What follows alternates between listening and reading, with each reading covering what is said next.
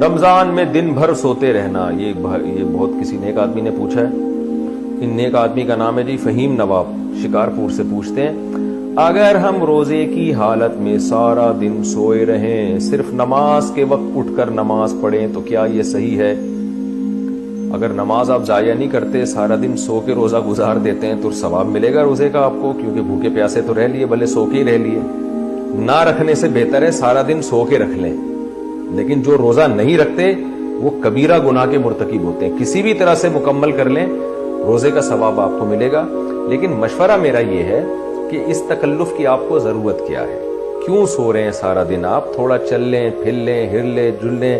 اس سے صحت بھی آپ کی اچھی ہوگی، کولیسٹرول لیول کم ہوگا، فیٹ کم ہوگا، جسم نتھر جائے گا، تھوڑے ہینڈسم اسمارٹ ہو جائیں گے، دماغ روشن ہو جائے گا.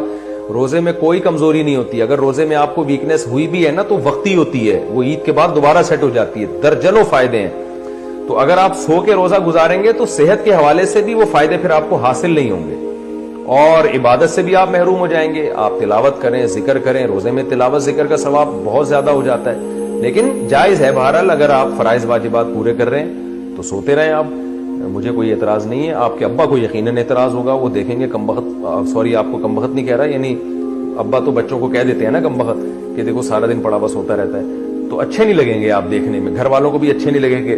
تو اس لیے بہتر یہی ہے کہ کچھ دیر سو لیں، کچھ جاگ کے چلیں پھریں، اور تاکہ صحت کو بھی فائدہ ہو اور جو ہے وہ تھوڑی عبادت بھی ہو جائے تو ثواب آپ کا ڈبل ہو جائے گا. لیکن بہرحال ان لوگوں سے کروڑا گنا بہتر ہیں جو روزے رکھتے ہی نہیں ہیں. تو آپ ایک اللہ کا حکم بہرحال کسی بھی طرح سے گرتے پڑتے ادا ہو جائے، یہ حکم توڑنے سے بہرحال کئی گنا بہتر ہے.